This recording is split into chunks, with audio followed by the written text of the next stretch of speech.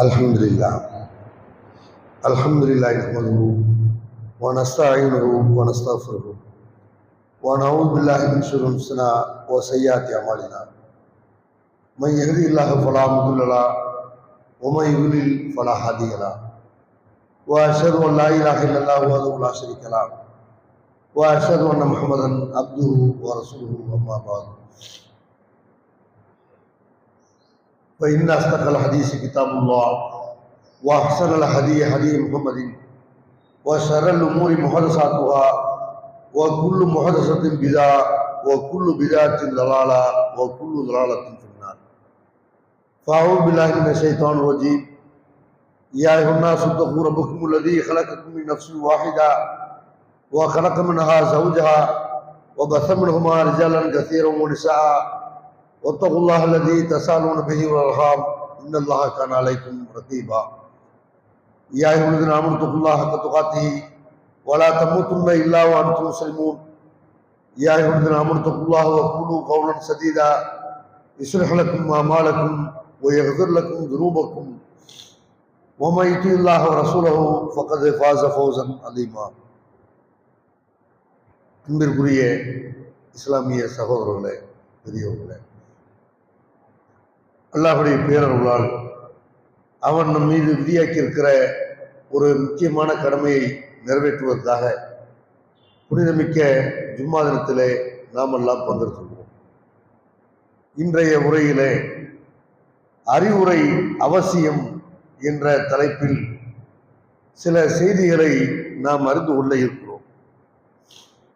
பொதுவாக சிலருக்கு அறிவுரை சொல்வதே பிடிக்காமல் இருப்பதை நம்ம பார்க்கிறோம். எனக்கு எந்த அறிவுரையும் சொல்ல வேணாம், நான் எதை கேட்கறதுக்கு தயாராக இல்லை, எனக்கு எல்லாம் தெரியும் என்று யார் பேசுகிறார்களோ அவங்கள்ட்ட எந்த அறிவுரை சொன்னாலும் அதனால எந்த பிரயோஜனமும் கிடையாது. நூஹ் நபி அவங்களுடைய காலத்துல நூஹ் அலைஹிஸ்ஸலாம் அவர்கள் தங்களுடைய சமுதாயத்திடத்துல இந்த ஏகத்துவ கொள்கையை சொன்ன நேரத்தில் அவங்களை யார் ஏற்க மறுத்தார்களோ அவங்க இப்படித்தான் சொல்லி கடைசி வரைக்கும் சத்திய கொள்கையை ஏகத்துவ கொள்கையை ஏற்றுக்கொள்ளவே இல்லை. திருமலை குர்ஆன்ல நூஹ் நபி அவங்க செஞ்ச பிரார்த்தனையை அல்லாஹ் குறிப்பிடும் பொழுது அதுல நூஹ் நபி அவர்கள் இந்த விஷயத்தை அல்லாஹ்ட்ட சொல்கிறார்கள், இறைவா வ இன்னி குல்லமா தஅவ்துஹும் லிதக்ஃபிர லஹும் ஜாலு அஸாபியஹும் ஃபி ஆதானிஹிம் வஸ்தக்ஷவு சியாபஹும் வ அஸர்ரு வஸ்தக்பரு இஸ்திக்பாரா. இறைவா, இவர்களை நீ மன்னிக்க வேண்டும் என்பதற்காக அவர்களை நான் அழைத்த நேரத்தில் எல்லாம் தங்களுடைய காதுகள்ல கை விரல்களை வைத்துக் கொண்டு தங்களை துணிகளால் போர்த்து கொண்டு ஆணவம் பிடித்து பெருமை எடுத்து புறக்கணித்து ஓடினார்கள் என்று நூஹ் நபி அவர்கள் அல்லாஹ்விடத்தில் இதை சொல்லி காட்டுகிறார்கள். அப்ப நூஹ் நபி சமுதாயம் மாதிரி யார் இருக்கிறார்களோ, எதையும் நாங்க கேட்க மாட்டோம், எதையும் சிந்திக்க மாட்டோம், எங்களுக்கு எந்த அறிவுரையும் சொல்ல தேவையில்லை என்று சொல்லப்படக்கூடிய அறிவுரைகளை யார் புறக்கணிக்கிறார்களோ அவர்கள் ஒரு காலத்திலே உண்மையை ஏற்றுக்கொள்ளவே மாட்டார்கள். இன்னும் சில பேர் இந்த அறிவுரைகளை என்ன கேட்பார்கள், கேட்டு என்ன செய்வாங்க, அதுக்கு மாத்தமா பண்றது, நீ இப்படி சொன்னீங்கன்னா அதுக்கு மாத்தமான பண்ணுவேன் என்று அறிவுரைக்கு மாற்றமாக சொல்லப்படக்கூடிய அந்த போதனைகளுக்கு மாற்றமாக நடப்பதை பார்க்கணும். இப்ப உதாரணத்திற்கு எத்தனையோ இணை வைப்பு காரியங்களை, விதத்தான காரியங்களை நம்ம கண்டிக்கிறோம். மூழுது கூடாது. நபிகள் நாயகம் ஸல்லல்லாஹு அலைஹி வஸல்லம் அவங்க காலத்துல அல்லாஹ்வுடைய தூதரை புகழ்றோங்கிற பேர்ல பள்ளிவாசல் உட்கார்ந்து கொண்டு பைத்து படிப்பது, அதில் அல்லாஹ்வுக்கு நிகராக அவங்களை புகழ்வது என்று இந்த மாதிரி மூலிது ஓதக்கூடிய ஒரு வழக்கம், மூலிது என்ற பாடல்கள் இன்றைக்கு படிக்கப்படக்கூடிய பாடல்கள், இது இஸ்லாம் கிடையாது, அல்லாஹ்வுடைய தூதர் காலத்துல இது இல்லை அப்படின்னு சொல்றோம். பராத்தி என்ற பெயர்ல பள்ளிவாசல்களை அலங்கரிப்பது, அன்றைக்கு விசேஷமாக பயான் செய்வது, அன்றைக்கு விசேஷமாக நோன்பு வைப்பது, இது குர்ஆன் ஹதீஸ்ல இதுக்கு ஆதாரம் இல்லை. மேராஜ் ராத்திரி என்ற பெயர்ல சில கொண்டாட்டங்களை கொண்டாடுவது, மேராஜ் என்ற ஒரு நிகழ்வு நடந்தது, அது இந்த ராத்திரி நடந்துச்சு, ரஜப் 27 நடந்துச்சு என்பதற்கோ, அன்றைக்கு தஸ்மி தொழுகைங்கிற பெயர்ல ஒரு தொழுகையை தொழுவதற்கோ மார்க்கத்தில் எந்த ஆதாரமும் இல்லை இப்படின்னு சொல்றோம். அல்லாஹ்வை மட்டும்தான் வணங்கணும், அவுளியாக்களை, மகான்களை, நாதாக்களை, நல்லடியார்களை எல்லாம் அவங்களுக்கு கபர்களை கட்டி வழிபாடு நடத்துறது, அவங்க உயிரோடு இருக்கிறார்கள் என்று நம்பி அவங்கள்ட்ட பிரார்த்தனை செய்வது, அவங்க பதிலளிப்பார்கள் என்று நம்புறது, அவங்க பேர்ல விழாக்கு நடத்துறது, இதெல்லாம் ஷிர்க், அல்லாஹ்வுக்கு இணை வைக்கிற காரியம் இப்படின்னு பிரச்சாரம் பண்றோம். இதை கேட்டு திருந்தக்கூடிய மக்களும் இருக்கிறார்கள், இதை எதிர்க்கக்கூடிய மக்களும் இருக்கிறார்கள். இன்னும் சில பேர் செய்யறாங்க, நீங்க சொன்னா நாங்க வேணும்னு செய்வோம், நீங்க மூணு ஒரு நாள் கூடாது ஓதக்கூடாதுங்களா, நாங்க 12 நாள் ஓதுவோம், நாங்க கடந்த காலத்தில் நடத்திய விழாக்களை விட இப்ப கண்புரி விழாக்களை இன்னும் மிக விமர்சையாக நாங்க நடத்துவோம் என்றெல்லாம் சொன்னதை கேட்டு வேணும்னுக்க நாங்க மாற்றம் நடப்போம், இப்படி நடக்கக்கூடிய ஆளுகளும் இருக்கிறார்கள். இன்னும் சில பேர் பார்த்தீங்கன்னா அறிவுரைங்கிற பேர்ல தப்பான அறிவுரைகளை சொல்லி கொண்டே இருப்பார்கள். சில பேர் நல்ல அறிவுரைகளை சொல்லுவாங்க, சில பேர் செய்வாங்க நல்லா இருக்கிற ஆள் கூட கெடுப்பாங்க. பெண்கள் சில பேர் செய்வாங்க, ஷால் நல்லா பெருசா ஊட்டுவாங்க, அல்லது அவங்க சில அலங்காரங்களை தவிர்ப்பார்கள், எளிமையான முறையில் ஆடை உடுத்துவார்கள். இதை போய் யாரு தவறான முறையில புர்கா ஆடம்பர அந்த அலங்காரமான புர்கா அணிகிறார்களோ, அலங்காரமான ஷால் அணிகிறார்களோ, அவங்க என்ன செய்யறது, ஏன் போட்டு இப்படி கிளவி மாதிரி வர்ற, நல்லா இருக்க வேண்டியதானே என்று நல்லா இருக்கிற ஆளுகிட்டப்ப என்ன செய்வாங்க, தப்பான அறிவுரை சொல்லி கொண்டிருப்பார்கள். நபிகள் நாயகம் ஸல்லல்லாஹு அலைஹி வஸல்லம் அவங்க காலத்துல ஒரு மனிதர் தன்னுடைய சகோதரருக்கு அவர் வெட்கத்தை பத்தி அறிவுரை சொல்லிட்டு இருக்கிறார். வெட்கம் ஒரு மனுஷனுக்கு தேவையான ஒண்ணுதான். நபிகள் நாயகம் ஸல்லல்லாஹு அலைஹி வஸல்லம் பாக்குறாங்க, வெட்கம் ஏன்பா ரொம்ப வெட்கப்படுற, வெட்கப்படாத, எதுக்கு பயப்படாத, இப்படி என்ன செய்யறாரு, அவர் அறிவுரை சொல்லிட்டு இருக்கிறார். நபிகள் நாயகம் ஸல்லல்லாஹு சொல்றாங்க, தாஹு ஃபஇன்னல் ஹயா மினல் ஈமான், அவர் சொல்றது விருப்பம், அவர் அந்த மாதிரி வெட்கப்படாதுன்னு சொல்லாத, அவர் வெட்கப்பட பிரச்சனை இல்லை, வெட்கம் என்பது ஈமான்ல ஒரு பகுதி என்று பெருமானார் ஸல்லல்லாஹு அலைஹி வஸல்லம் செய்யறாங்க. தப்பான அட்வைஸ் பண்ணிட்டு இருந்தாங்க, அல்லாஹ்வுடைய தூதர் தடுக்கிறாரு. ஒவ்வொரு மனுஷனுக்கும் வெட்கம் இருந்தா தானே செய்வான், 4 பேர் முன்னாடி சிலர் குடிக்க மாட்டான், அது அவனை ஒரேடி அந்த கெட்ட பழக்கத்திலிருந்து அவனை காப்பாற்றும். சினிமா போக மாட்டான், பப்ளிக்கான செய்ய மாட்டான், ஒரு சினிமா பார்க்க நினைக்க மாட்டான். பப்ளிக்காக சினிமா பார்க்கும்போது 4 பேர் இவனை பார்த்து சினிமா பார்ப்பான். பப்ளிக்காக மக்கள் பார்க்கிறார்கள், அல்லாஹ் பார்க்கிறாங்க என்பதற்கு தான் ஒரு தீமை விடணும். அதே நேரத்தில் அத்தா இருக்கிறாங்க, வாத்தியார் இருக்கிறாரு, அஜரத் இருக்கிறாரு, நம்மளை தெரிஞ்சவங்க இருக்கிறாங்க, இப்படின்னு பயந்து பயந்து ஒருத்தர் தப்பு செய்யாம இருக்கிறாங்கல்ல, தப்பு செய்யற அந்த நாட்கள் குறையும், தப்பு செய்யற வாய்ப்புகளை குறைப்பான், கொஞ்சம் கொஞ்சமா அவனை விட்டு போயிடுறதுனால வெட்கம் என்பது ஈமான்ல ஒரு பகுதி என்று பெருமானார் ஸல்லல்லாஹு அலைஹி வஸல்லம் செய்யறாங்க. தப்பான அட்வைஸ் பண்ணாதீங்க, நல்ல அட்வைஸ் பண்ணும்போதை வர அட்வைஸ் தப்பா இருக்கக்கூடாது அப்படின்னு சொல்றதை பார்க்கணும். இன்னும் சில பேர் செய்வாங்க, அறிவுரை சொல்லக்கூடிய ஆளுகளை போய் தடுப்பார்கள். நல்ல அறிவுரையை யார் நன்மையை ஏவி தீமையை தடுக்கிறார்களோ அவங்கள போய் என்ன செய்யறது, இவங்களும் அட்வைஸ் பண்றது இல்லை, அட்வைஸ் பண்ற ஆளை போய் இவங்க தடுப்பார்கள். ஏன் முடிவு தேவையில்லாம சொல்லிட்டு இருக்கிறீங்க, ரொம்ப ஹார்டா சொல்றீங்க, ரொம்ப நீங்க என்ன செய்றீங்க, இப்படிலாம் சொல்லக்கூடாது, சாப்பிட்டா சொல்லுங்க, வாழைப்படத்துல ஊசி எத்தனை மாதிரி சொல்லுங்க, இப்படின்னு யார் ஒரு கூட்டம் நன்மை ஏவி தீமையை தடுக்கிறார்களோ அவங்களுக்கு உட்கார்ந்து அட்வைஸ் பண்ணி கொண்டிருப்பார்கள்.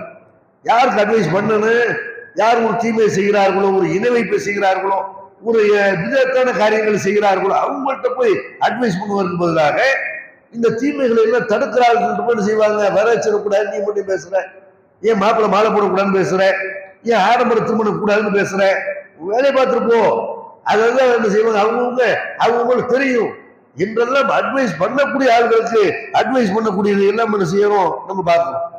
இன்னும் சில பேர் எல்லா அறிவுரைகளும் கேட்பாங்க, ஆனால் எதையுமே கடைபிடிக்க மாட்டார்கள். அப்படி ஆளுகளும் இருக்கிறார்கள். நாங்கள்லாம் இத்தனை வருஷம் தௌஹீதுல இருந்தோம் என்று மாறுதட்டிக் கொள்வார்கள். ஒரு பயானை மிஸ் பண்ண மாட்டோம், எல்லா மாநாடு, ஆர்ப்பாட்டம், பொதுக்கூட்டம் எல்லாத்திலும் முதல் நபரா நிற்போம் இப்படின்னு சொல்வார்கள். நின்று பிரயோஜனம், அதை நடைமுறைப்படுத்தணும்ல, எதை நம்ம கேட்டோமோ, எதை நம்ம தெரிந்திருக்கிறோமோ அது நடைமுறைப்படுத்தணுமோ இல்லையா?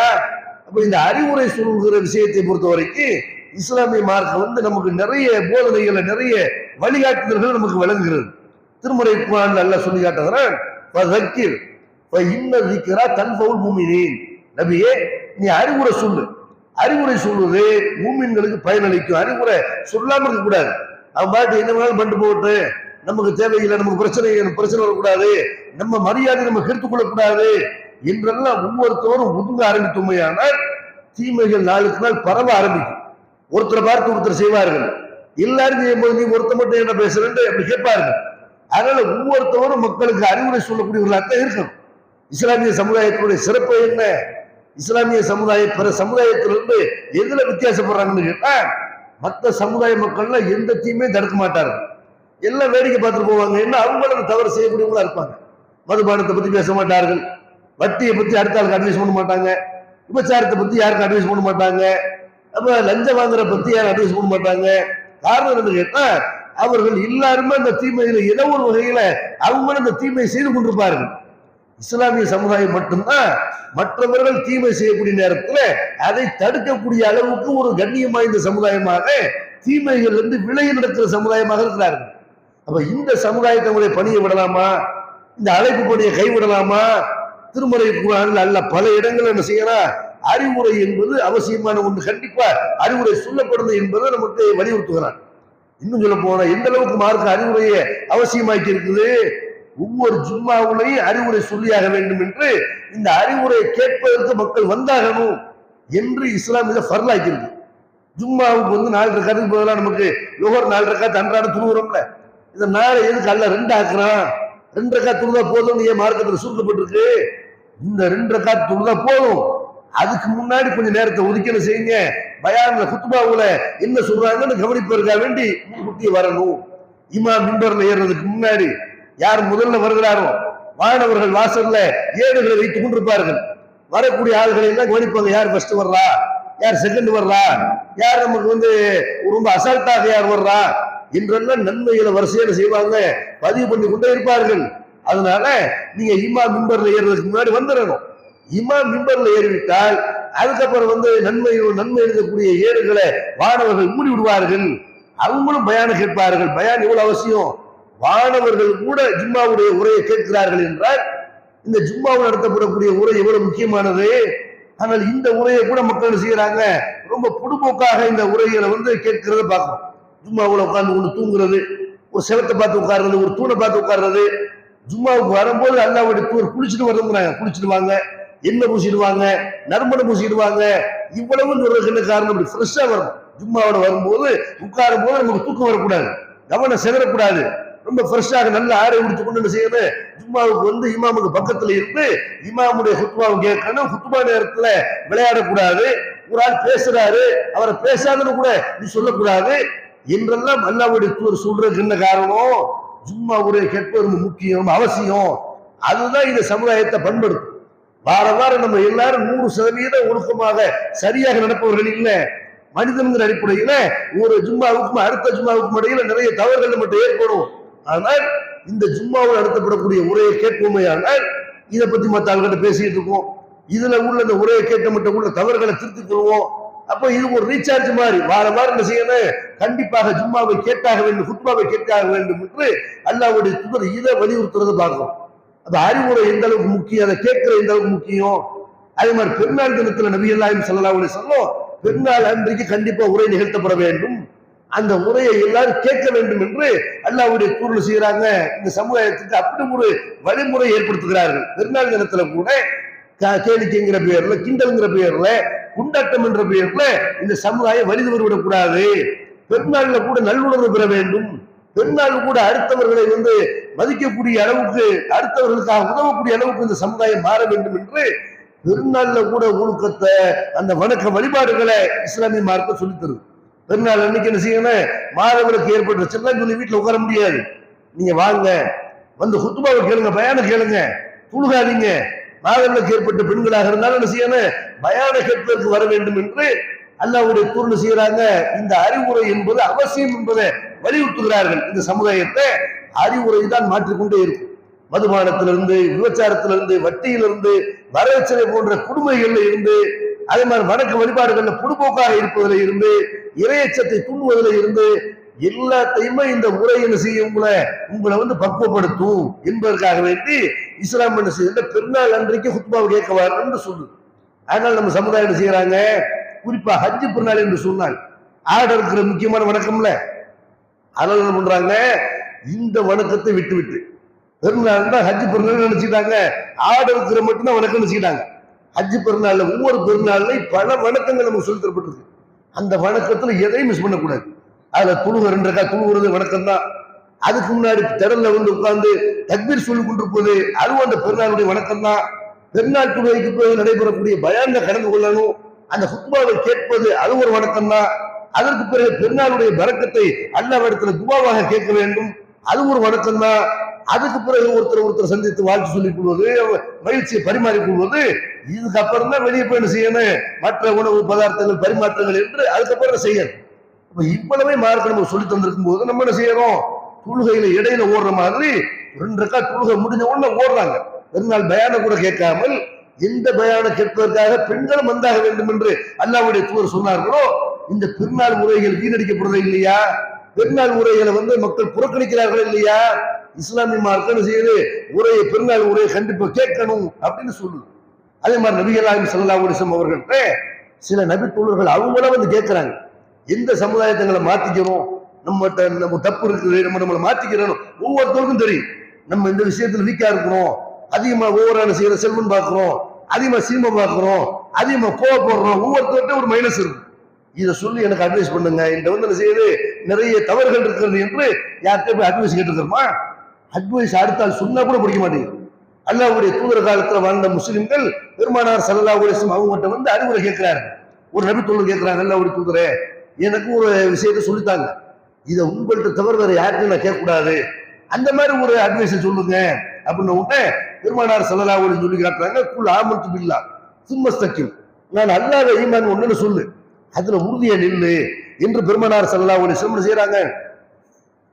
அவர் அறிவுரை கேட்கிற நேரத்துல அவருக்கு அறிவுரை சொல்றாங்க. மறுமை வந்தாலும், கஷ்டம் வந்தாலும், நோய் நொடி வந்தாலும், எதிரிகளுடைய எதிர்ப்பு வந்தாலும், எவ்வளவு பெரிய பிரச்சனைகள் வந்தாலும் அல்லாஹ் தான் இறைவன் என்பதுல மாற்றம் வரவே கூடாது.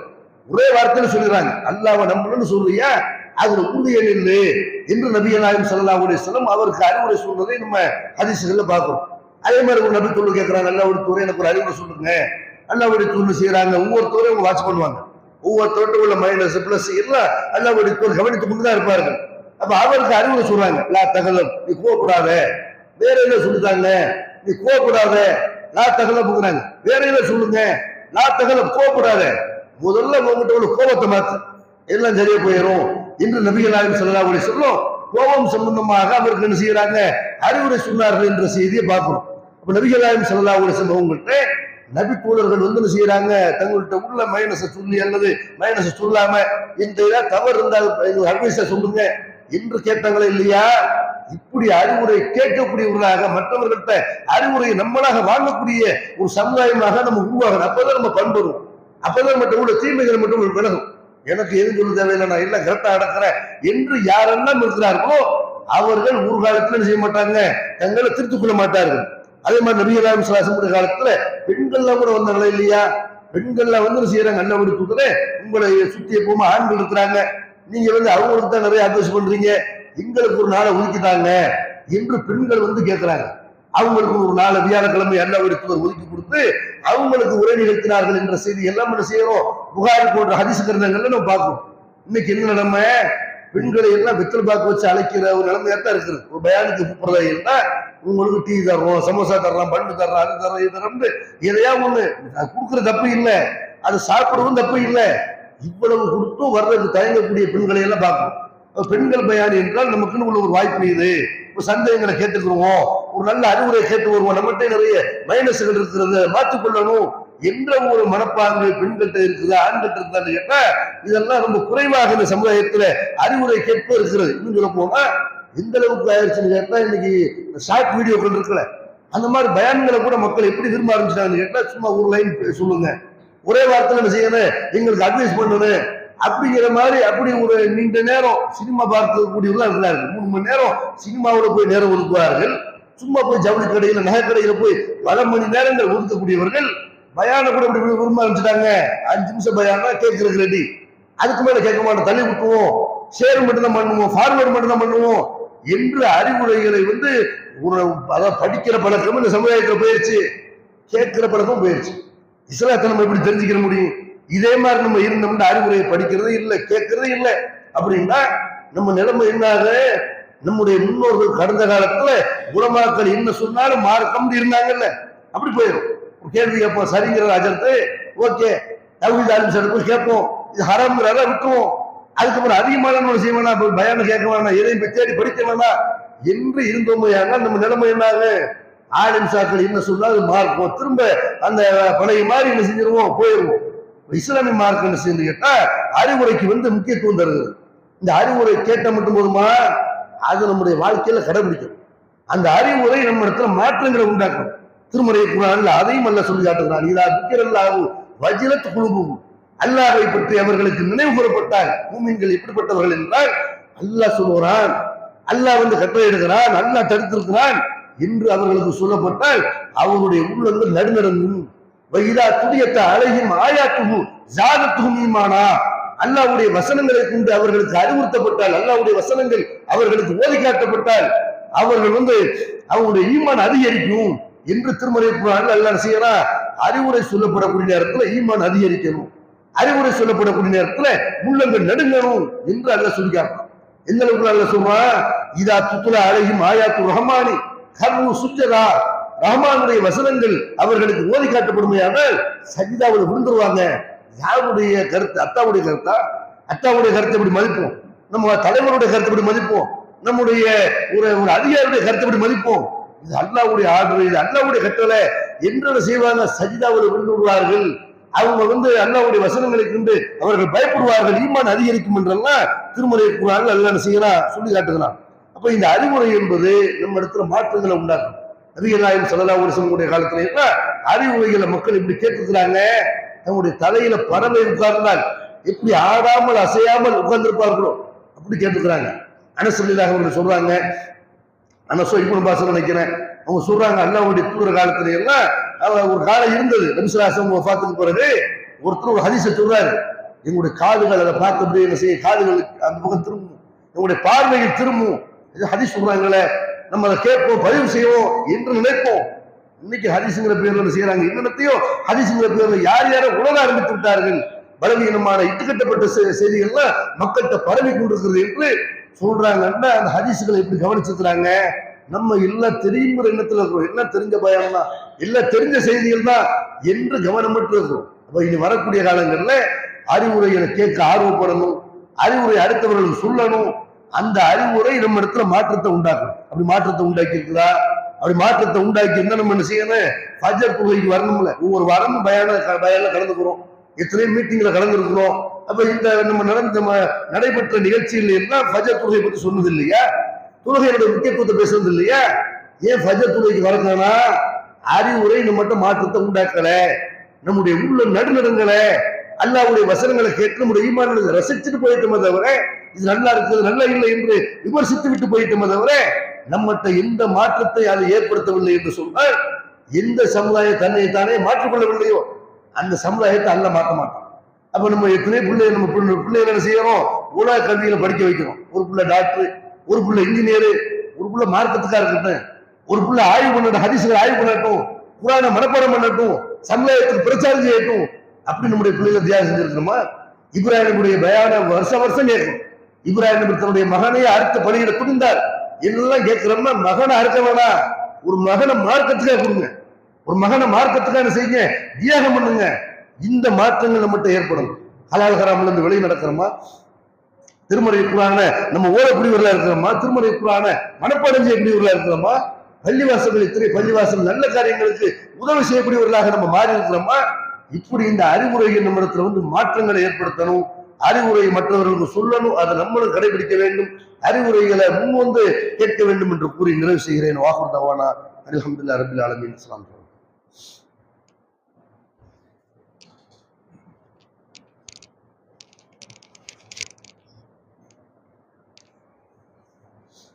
அல்ஹம்துலில்லாஹ்.